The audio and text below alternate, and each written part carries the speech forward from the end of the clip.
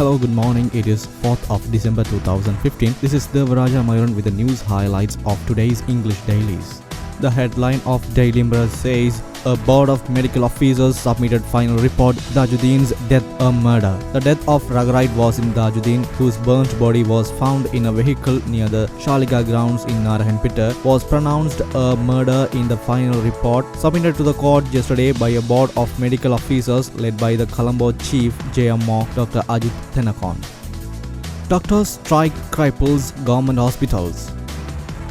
The government healthcare services came to a standstill while the public services was partly disrupted yesterday due to a sick note campaign launched by professionals attached to the public sector over the withdrawal of concessionary vehicle permits and two other demands. Another news says CPK's Hema's pension increased. The resolution to increase the salary allowance and pension entitlement of former President Chandrika Bandaranaike Kumaratunga to Rs 97,500 was unanimously passed in Parliament yesterday.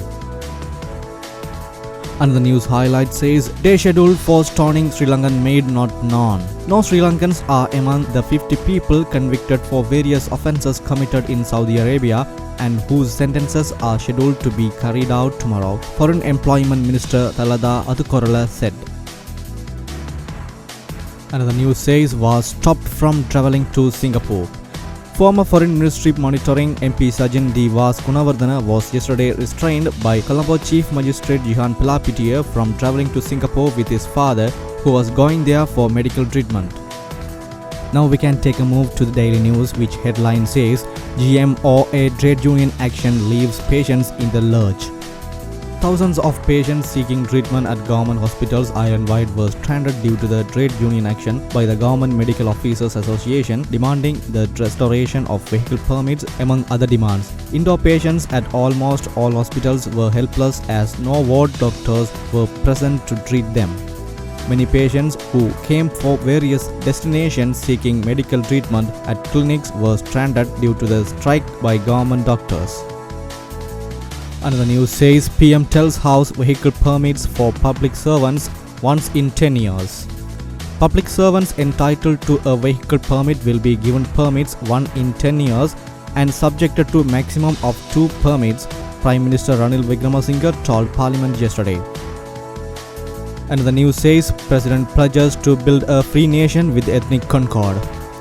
President Maithripala Sirisena said in Parliament yesterday that he is committed to build a free nation based on the principles of power sharing and amity between various communities, national reconciliation, strong economy and better relations with the rest of the world.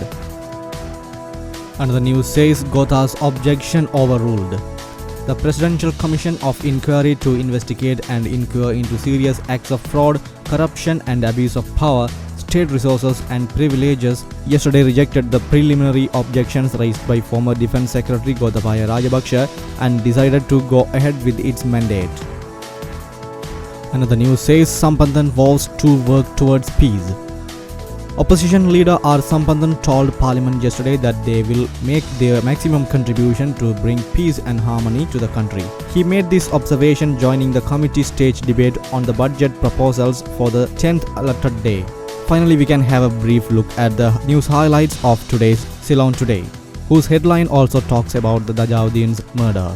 The Ceylon Today also says, Interpol will be alerted to catch Senadipati. Sri Lanka will seek Interpol assistance to track down avant-garde chairman Nisanka Senadipati if he does not return to the country to be questioned by the Presidential Commission of Inquiry to investigate and inquire into serious acts of fraud, corruption and abuse of power, state resources and privileges. Another news says, to abolish executive presidency, President wants parliamentary backing. President Maithripala Sirisena in Parliament yesterday called Parliament to support his initiative to completely abolish the executive presidency and transfer its powers to Parliament. Another news says, President and Ranil amnesty. While noting that the government is taking the matter of Tamil detainees seriously, Foreign Minister Mangala Samaraveera yesterday said President Maithripala Sirisena and Prime Minister Ranil Wickremesinghe will look into ways and means of granting them an amnesty. These were the prime news found in today's English dailies. News like this and more will come on your way.